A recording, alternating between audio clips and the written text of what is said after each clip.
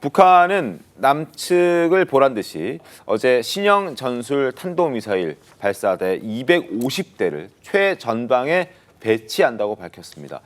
발사대가 동시에 가동되면 미사일 1000발을 발사할 수 있다고 하는데 그제밤 평양에서 열린 기념식 모습 보겠습니다. 동지들, 오늘 우리는 새로운 전술 무기들을 우리 군대에 인도하기 위한 기념식을 하기 위해 특색 있는 행사장에 모였습니다. 250대의 신형 전술 탄도미사일 발사대들을 마주하고 있습니다. 국경 지역에서 중요 군사 활동을 담당하게 됩니다.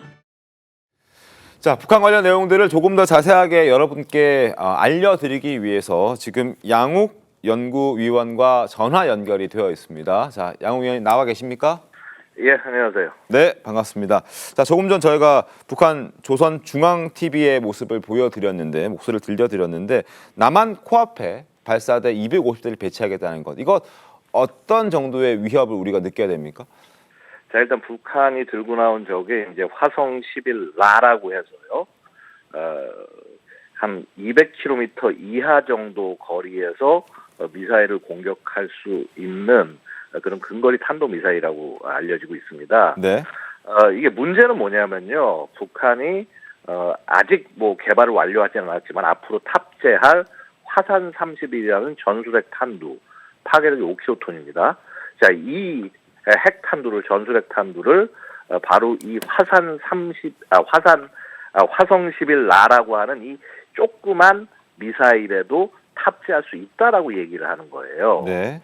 자, 그럼 지금 250대를 끌고 나왔는데 이게 어떻게 되냐면 보통 이제 북한 포병을 보면은 이제 아마 6대가 한 개 포대를 구성하고 그래서 뭐 대대 뭐 쭉 올라가서 하면은 여단 하나가 한 54개 정도로 구성이 된단 말이에요. 이 차량이. 네. 자, 250대잖아요. 네. 자, 그러면 최소한 4개의 미사일 여단이 여기서 나오는 거고요.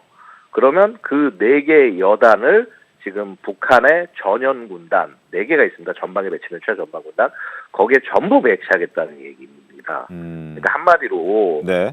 상대적으로 화력이라든가 전력이 부족한 북한의 전연군단의 화력을 엄청나게 높이는 데 더해서 심지어 거기에 상황에 따라서는 이 전술핵까지 쓸 수 있는 그런 무기를 배치하겠다라는 것이 지금 북한이 밝히는 내용인 거죠. 알겠습니다. 알겠습니다. 대단히 위험할 수 있는 그런 상황이라는 걸 지금 설명을 통해서 확인할 수 있었고, 그리고 또 하나 김정은 위원장이 연설을 통해서 이 이례적인 임계 인수식을 통해 가지고 대화에는 군사력이 필요하다라는 얘기를 꺼냈습니다. 2차례 정도 언급한 것으로 지금 확인이 되고 있는데 여기에서는 우리가 어떤 걸 김 위원장이 노리고 있다고 봐야 되겠습니까? 자, 지금 미국 대선을 보고 있으면요. 네. 트럼프가 뭐 이런 얘기를 하죠. 뭐 김정은이 자기를 그리워하고 있을 거다. 네네. 그다음에 핵 가진 이들과 이렇게 친하게 지내서 나쁘지 않다는 얘기를 하고 있고요. 바로 이러한 대화 국면을 위해서는 역시 북한이 어떤 뭐 핵 능력이라든가 이런 부분에서 조금 더 한 발 더 나아가야 미국과 협상력이 생긴다라고 하는 그런 생각을 보여주는 것이라고 볼 수 있죠. 즉 상황에 따라서는 뭐 예를 들어서 트럼프가 나온다라고 할 경우는 다시 한번 지난번과 같은 미국 정상회담을 추진할 수도 있다. 이런 좀 전제를 깔아놓는 것입니다. 알겠습니다.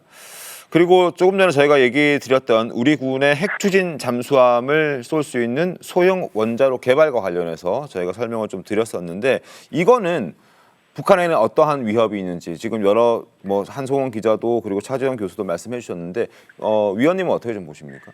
원잠을요 그렇게 환상적으로 바라보시면 안 됩니다. 각기 장단점이 있어요. 네. 그래서 원잠이 갖는 가장 큰 장점은요 사실은 굉장히 넓은 대양을 빨리 나아가서 할 수 있다는 거고 사실은 디젤 정식 잠수함이 훨씬 더 조용합니다. 그래서 우리의 임무와 역할에 따라서 그것을 잘 배합해서 쓸 필요가 있는 것이고요. 원잠이 있다고 한다면은 말씀대로 장기 작전이 가능하다는 장점이 있지만요. 네. 그렇다고 해서 그 승조원이 2달 동안 물속에 들어갈 수는 없거든요. 아, 그런 문제는 생길 그래서 수 있죠. 그런 부분들 같은 것들을 감안해서 이걸 예를 들어서 앞으로 무인 체계를 만들 때 이걸 활용을 한다거나 네. 뭐 그럼 한 6개월 이상이라도 집어넣을 수 있으니까 여러 가지 방법들이 있을 겁니다. 그래서 사실은 그러한 부분들을 좀 전략적으로 판단을 하고 접근하실 필요가 있다.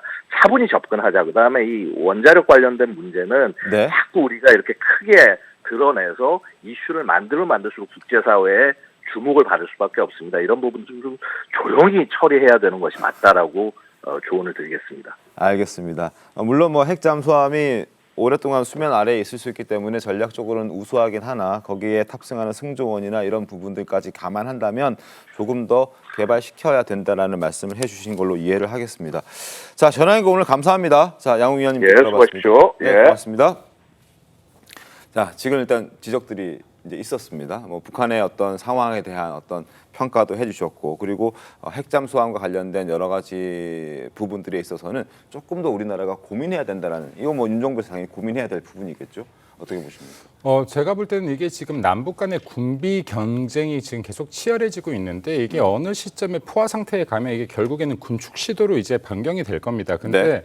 지금 어쨌든 간에 북러 간의 밀착 수준이 네. 굉장히 높아져 있고 또 이 반면에 또 한미 동맹도 굉장히 강화되어 있는 상태거든요. 이러한 상황에서 북한은 계속해서 어찌됐든 간에 핵 미사일과 ICBM 위주로 해서 이걸 발전시킬 수밖에 없다. 왜냐하면 이게 한미 동맹을 위시로 한 이게 그 현 근대전 이런 발전된 무기 체제를 억제할 수 있는 방법은 북한 입장에서 봤을 땐 그것뿐이 없다라고 판단할 것이고 네. 결국에는 이런 무기 체제들을 통해서 확고하게 핵 보유국으로 인정받는 걸 최종 목표라고 봐야 될 것입니다. 근데 우리나라 같은 경우는 사실 국방비의 30%가 신무기나 그리고 네. 이런 무기 체제 정비를 하는 데 사용이 되어지거든요. 그렇기 때문에 우리는 육해 공군이 다 좀 두루 발전하는 양상을 갖고 있습니다. 특히 네. 지금 공군하고 해군 같은 경우는 이 부분이 북한에 대해서 월등하게 높은 수준의 국방력을 지금 자랑하고 있는데 이러한 부분들이 어쩔 수 없이 지금 이제 어느 정도 기간 동안에는 지속적으로 이 군비 경쟁이 치열해질 수밖에 없을 것이다라고 보여지고 아까 뭐 전문가께서도 말씀하셨지만 여기에 맞춰서 우리나라도 지금 이러한 기술들을 개발하고 그리고 우리의 국방을 더 강화시키는 것만이 결국에는 평화를 유지하는 방법이다라는 말씀 드리고 싶습니다. 알겠습니다. 네.